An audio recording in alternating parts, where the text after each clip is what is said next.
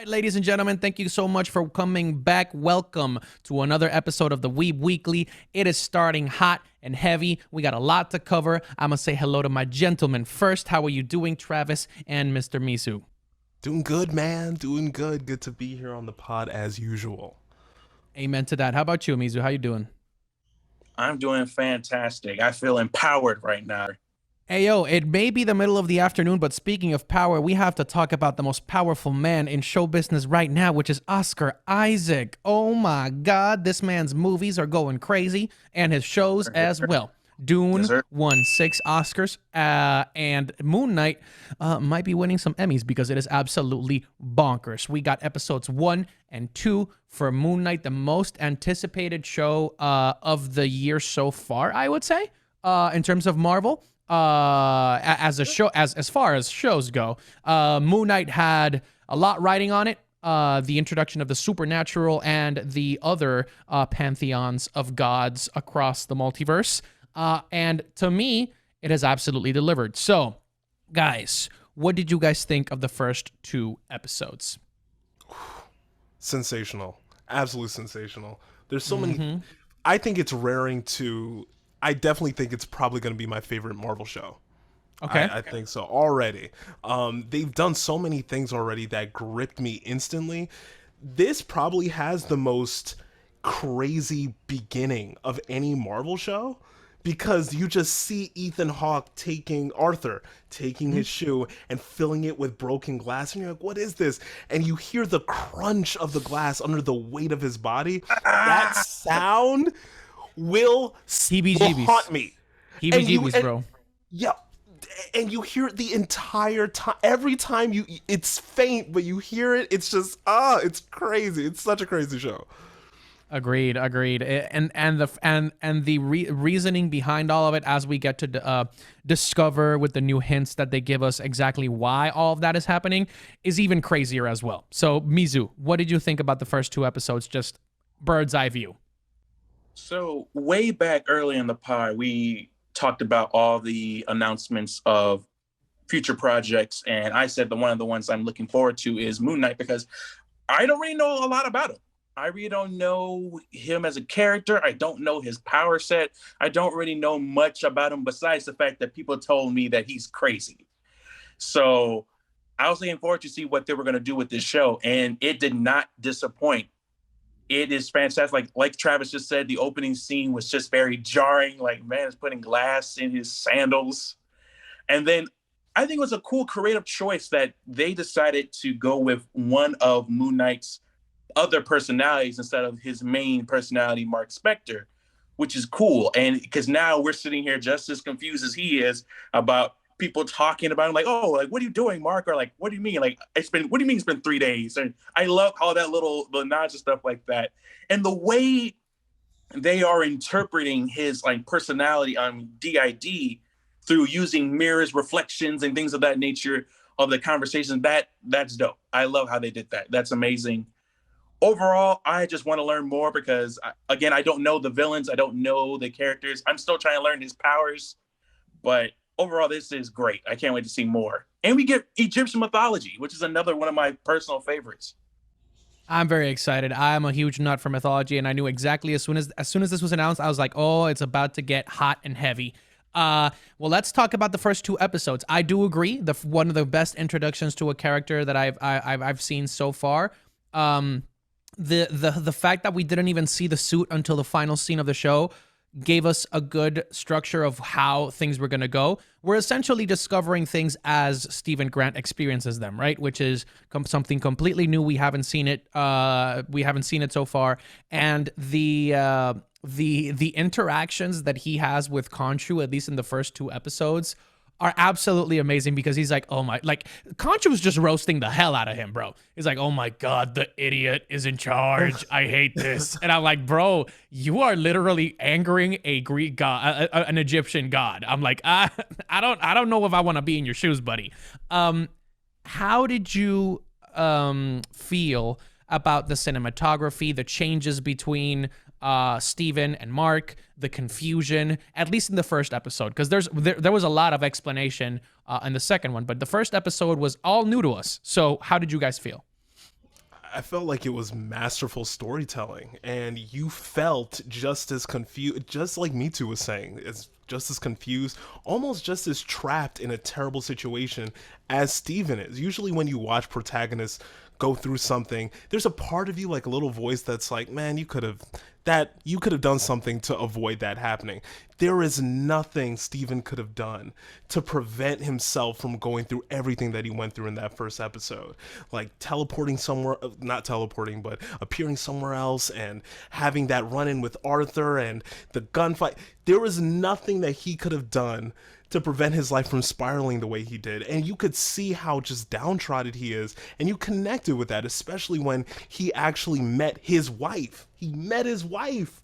And to see he's meeting this person that he's married to, that he has no connection to, trying to connect with her when he's never even had a date before, it was sensational storytelling. Like, there's so much nuance that goes into it, even down to the first date. Like how they introduced him being this downtrodden guy that doesn't have interaction with women. You see that in his first interaction with an actress called Saffron Hawking, who I'm a huge fan of. She's in Top Boy. I was so happy that she was in this, and seeing that interaction between the two and seeing how he had no idea how he could even talk or approach a woman like that. It was so cool how they decided to do this. Absolute facts, bro. And going back to like in the first episode too, I like how they didn't outright until the very end tease like, oh, he has another personality with him, and like how he just appeared in places, or when he was about to go into fight mode, it's a split second. It's like him being attacked, split second, all those people are dead. I just love how they did that when he's in the cupcake truck and blanks out for a second, holding a weapon in his hand. He's like, what is going on? I'm not gonna lie, shout out to Steven. Because if that was me, I would be even going berserk myself, like, yo, what is going on right now? But yes, the execution of how they did that is amazing. And yeah, I liked at first, I liked how we didn't get to see the Moon Knight costume until the end. And I like what they're doing right now, that they're making the suit, I guess, more magical, because what I've been told, at least from the comics, that the suit is actually just a regular suit, like in the comics. It's a white suit that he wears. Like he has gadgets, and he has certain artifacts and things like that, weapons that he's given by Khonshu. But like the suit itself, I think it's just ordinary. Wow. But I could be wrong, but that's the last time I watched a video of someone explaining Moon Knight a little bit. But now in the movie, the show, it's more magical. So I think that's pretty cool. And I can't wait to see what more of his powers are, though. Yeah, the next couple of episodes are absolutely gonna blow our minds. It's absolutely crazy, the fact that we went from shows that were so grounded, like Falcon and the Winter Soldier, to this, where we have like Egyptian gods influencing the daily lives of humankind. But the first episode was a great introduction, but episode 2, I think, takes it to another level. Oscar Isaac delivers a virtuoso performance, bro. Like he's essentially I think by the end of this show, he will probably be doing well. So there's some changes from the comics, so I'll just leave it there. But we finally got some explanations as to why the hell this is happening, right? So Mark Spector his life is completely engulfed with trauma, right? And at least in the show, from what we know and what they explain thus far, he has alters. That's what they're called. So Stephen Grant is his alter, and he can only control the body if the other alter willingly allows it, or if they fall asleep. Or at one point they do kind of allude to the fact that Khonshu could theoretically take over, but Arthur obviously squashes that at the end. There's a lot of give and go when it comes to both characters interacting with each other, and they're always fighting. They can never consolidate their thoughts and kind of use both of their combined strength to their advantage. That we'll see that later on in the show. How did you guys feel about the reveals that Arthur Harrow gave us at the introduction of Layla, which is the stand-in for Marlene from the comics, and all of the stuff that we learned in episode 2? It's a lot. It was, it was really interesting. Again, seeing Layla, seeing his wife, and seeing that dynamic between the two, and seeing how it will be when one alter switches, because you don't really see it, because in the first episode they kind of just it just seems like, hey, Stephen Grant just blanks out and he doesn't go anywhere. But in the second episode, there's an actual place he goes, and he talks about that experience, about feeling trapped. He could barely move, and Mark is trying to talk him through it, being like, yo, it's okay, it's gonna take all your will to just even be here, it's all right. That kind of interaction was nuts, and there's so much nuance like that throughout the episode that just, I can't wait for that third episode. Absolute facts, man. I like Layla. I like how they introduced her and like out the gate, because with the craziness of, oh yeah, I'm like the bombshell, I'm your wife. Like, oh damn, okay. And I like the whole interaction with her, and plus, I like how she's no slouch. Like when they were running and she was beating the mess out of that man and threw him overboard, like that was like, I was sitting here like, oh, where's she at? And then she did that. Oh, never mind, she got it all down packed. But yeah, I can't wait to see more about the Stephen Grant character, because I was told that Mark Spector is the main one, then Moon Knight in himself is kind of like his own personality, and then you got Mr. Knight, which was the suit looking one, which is the nod, because I liked how Stephen Grant, when he turned to the suit, which is one of the coolest like transition costume moments ever. Man fell, turned into Moon Knight. And he's wearing this very dapper suit. Like the suit was clean. And that's the suit, I guess, in the comics, that's the other personality, Mr. Knight. And Mr. Knight is basically you could say a cleaner, more detective version of Moon Knight. Like he works with the cops. He's very friendly. He's very dapper, very Sherlock Holmes kind of guy. And I was just like, why? And people are asking the question, why did Steven turn into that? How did he turn into that costume? And some people theorize that I think he is actually Mr. Knight, and he's going to become Mr. Knight down the line. But that's just a theory. I don't necessarily agree, but I can see it, but I don't necessarily agree with that. But who knows? I mean, and I just love the little interaction when he's trying to fight, and he's just like, float like a butterfly, sting like a bee. My name's Steven with a V. And Mark's just sitting here like, why are you doing this to yourself? Just let me do it. Like, you can't even fight worth a damn. Why are you doing this to yourself? And he said, now you're making us wear this suit looking like, he said, who was it, something? Colonel Sanders? Looking like a psycho Colonel Sanders.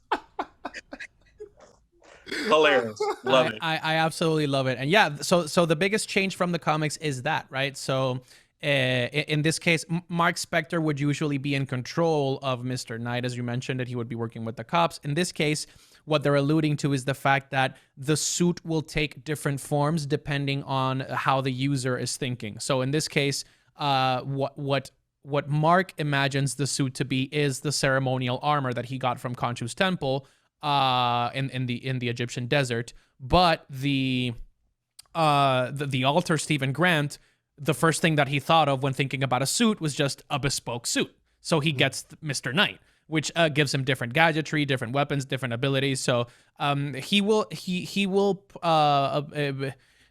like the overall idea is there, right? So he will grow into his powers, which I think is honestly a good departure from the comics, because that gives both of them kind of a way to play with their situation, right? So Steven can turn into his version of Moon Knight that can have his own lane, and then Mark can just be the badass that just takes over as soon as he is needed, right? So which kind of sense though too, because looking at Stephen Grant so far, he's a very analytical kind of person. Mm-hmm. And going off what I learned from the comics, Same thing with Mr. Knight. Mr. Knight is, like I said, is more detective than the Moon Knight is. So I again, like going back to the theory, I can see him down the line being Mr. Knight and growing into that. Maybe at some point, maybe he might be accepting of it, but who knows? But back to what you were saying, was that?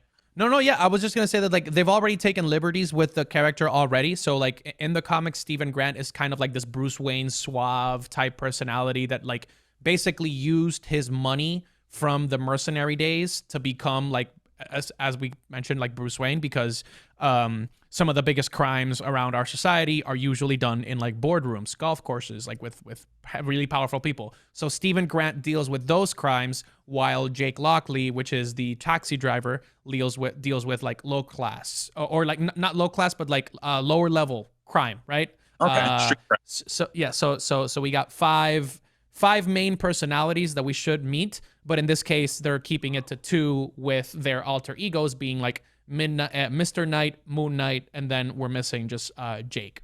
So I like that. I really appreciate that little twist. But the biggest twist, I would say, has to do with Arthur Harrow, because we learn some very important reveals about him, which first of all being he was the first Fist of Khonshu. He was the first one tasked with being the avatar for the moon god.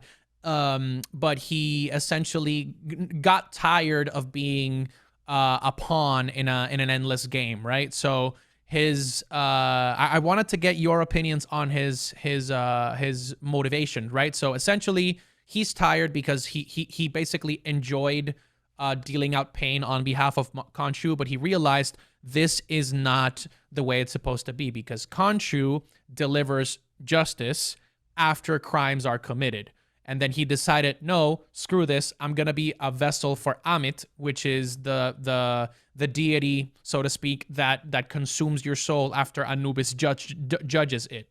But in this case, she has the power to both judge and consume the souls. So he is using the scarab, which we see in the show, to find her Ushabti, release her, and basically allow her to eradicate evil before evil deeds are even committed, which leads us down a huge rabbit hole of like, oh, what if you get mad at your boss one day and be like, damn, I would love to kill this guy, and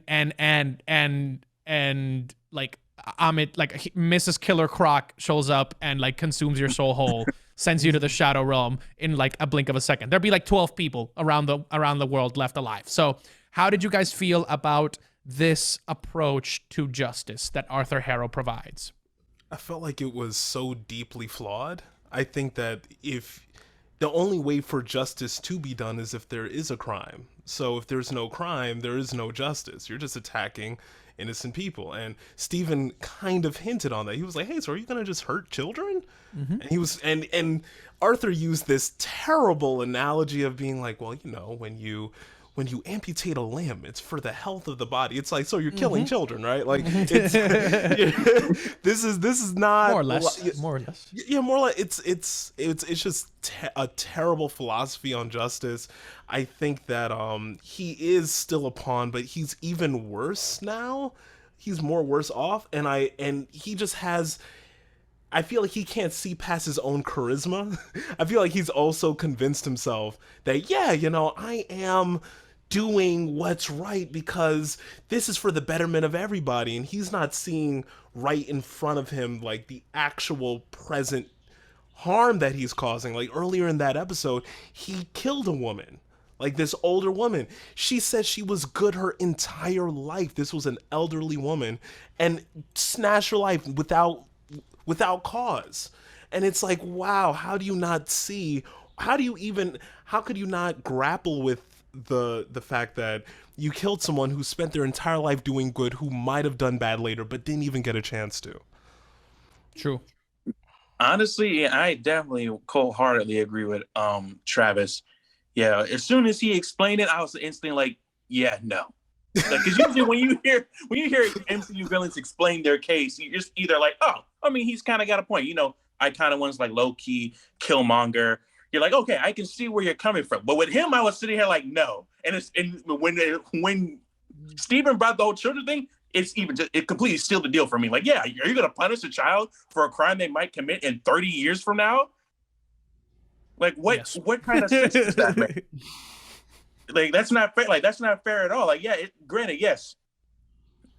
Khonshu, how he says Khonshu's justice comes too late. People are already suffering. People are already like upset and stuff like that, which sucks.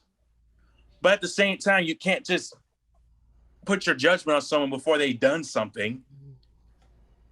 And yeah, it's really morbid, and it's actually really time because it's crazy because there's actually people on this planet who really think like that. And like, or you can say, predain destiny and things of that nature. It's messed up. And then, like you said earlier, with the old lady, the old lady has done nothing but good in her life, and you already judged her of something that she has yet to do, and then you just ended her life. And then, and another thing that killed me too is that he didn't need to kill that man who found the scarab. Like, this is a random homeless guy or something picked up the scarab. He's like, oh, thank you. You would have said thank you and left. But no, he had to do the be extra and also kill her. I said, really? Was that necessary?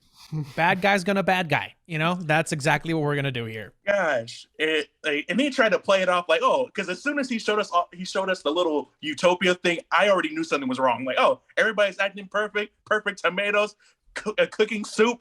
Something's wrong. So, you're doing some shady shit on the background. You're not telling me. And yeah, that's crazy. But I do not agree with this villain at all. Hey, and he does everything for us to not like him, but Ethan Hawke does an amazing job. He is compelling.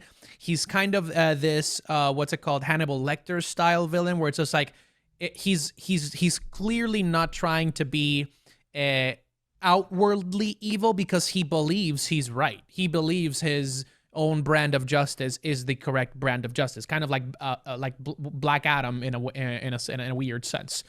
Both connections to Egyptian gods there. Boom. I'm fucking good at this.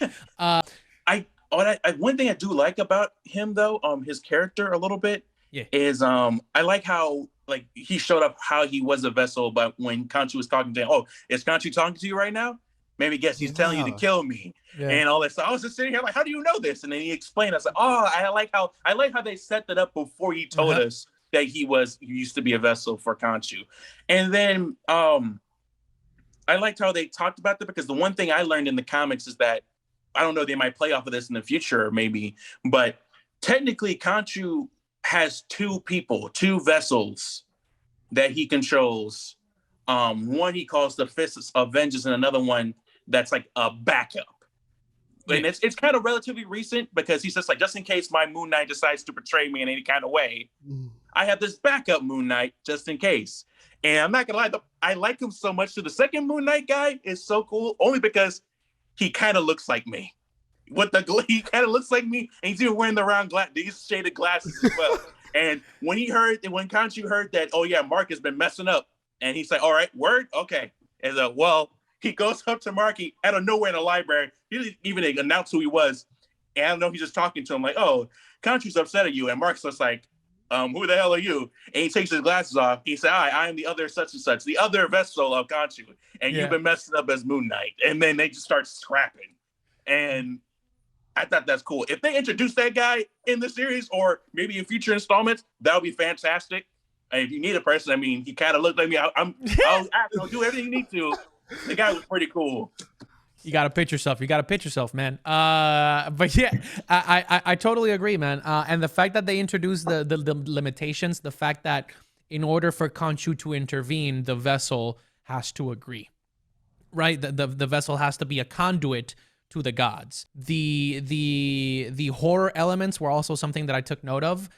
Bro, that scene where he's looking at Khonshu at the end of the hallway, I got instant like Paranormal Activity vibes, and I was just like, oh baby, with the vocals, with the huge like Middle Eastern style vocals, the crescendo in the music. It just felt like a horror movie. Like Stephen Grant is literally walking through a horror movie, and nobody else can see what he sees because only the vessels can see the gods and other supernatural beings. That's why Layla can't see the jackals. So that's another thing, right? We have intermingling of different beings that are working for different entities, and only Steven can see it. Layla found out that she could see them, but you gotta like hit him with a bottle, hit him with water, hit him with whatever you can. Like maybe they're gonna need like a tub of slime, like it's Nickelodeon's, for her to actually see the outline of the beings. But I found that those visual choices accentuated the story. How about you guys? I think it's amazing. One thing I was gonna say, who voices Khonshu? Ooh, I know his name. It's F. Murray Abraham. He did a phenomenal job. I didn't expect Khonshu to sound like that, but when he did, I was like, oh yeah, I want to keep hearing him talk.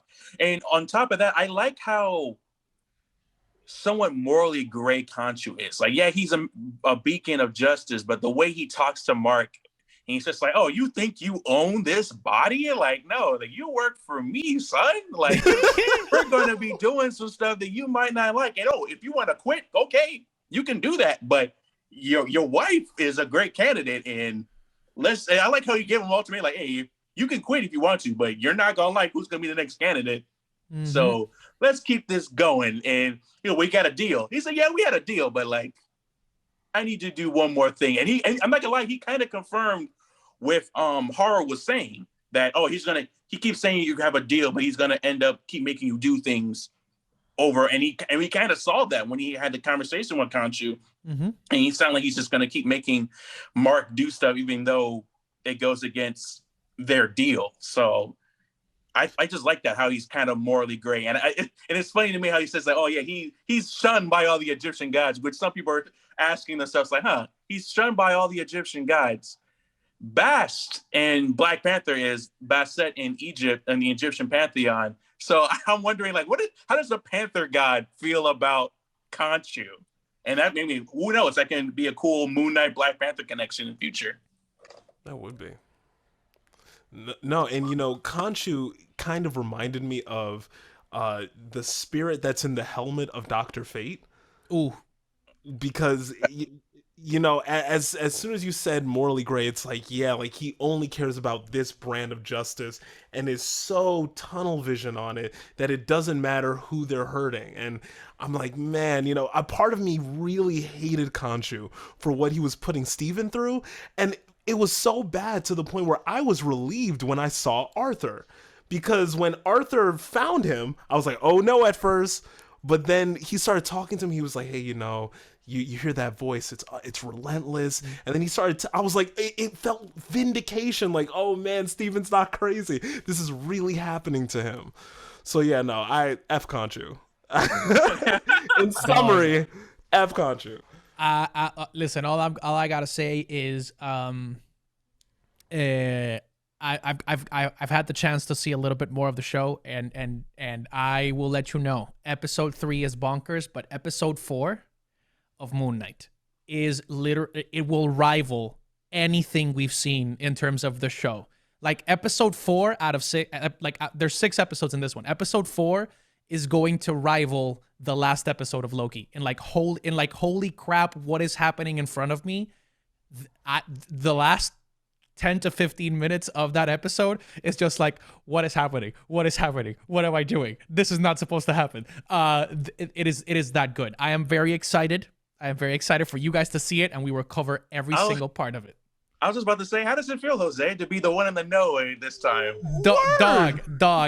So the thing is that, like, I feel it's not necessarily like good or bad. It's just that, like, I'm just excited for you guys to see it because I want to talk about it so bad, because what you guys have talked about so far, not to confirm or deny, it subverts expectations in the best way possible. I'll just say that. And the next episode will confirm a lot of things and switch up a lot of your expectations as to why certain things are important in the show. And we'll also get to see the last performance of Gaspard Ulliel, which is also cool. I think it's this episode or 4. I think it's the next episode. But yeah, man, it's definitely, it's worth every second. I'm gonna be straight up. It's worth every second. Oh, hold on. I hold on. First of all, super cool, but I gotta know, yes, right? Yes. If out of all the Marvel shows, you don't have to say anything, right? But out of all the Marvel shows, which one's your favorite? Knowing what you know about Moon Knight. So far, favorite Marvel show? The Moon Knight. Okay. Moon Knight. Okay, cool. I like the subtle nods that we're getting for Werewolf by Night.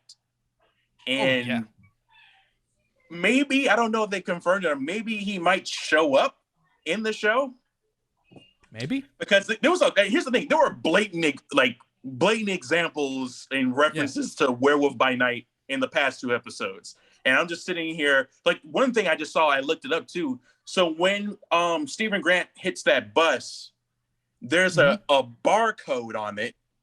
And if you actually put your phone up on the barcode, it goes to a specific comic that's on the it's on the Marvel comic books site, and it's basically talks about him with Moon Knight, with Werewolf by Night. So I'm just like, we're fighting demon dogs.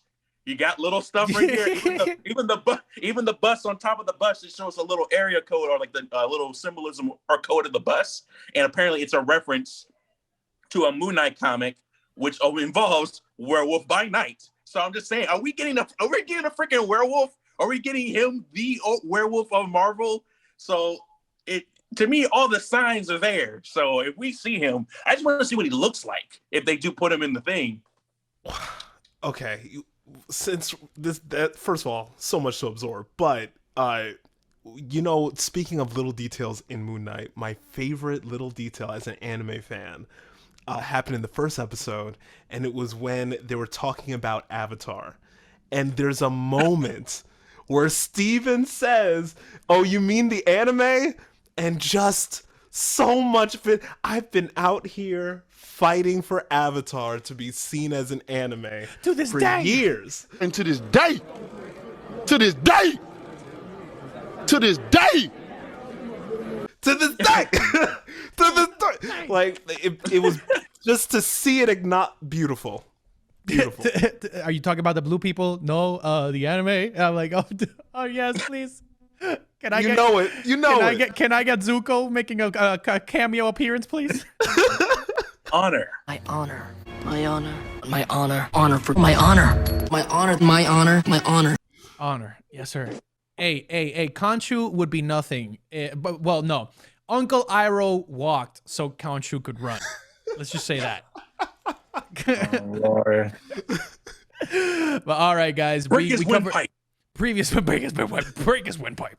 I feel like we've covered the Moon Knight to the best of our abilities. The next episode's coming out next Wednesday, and we're definitely gonna cover it.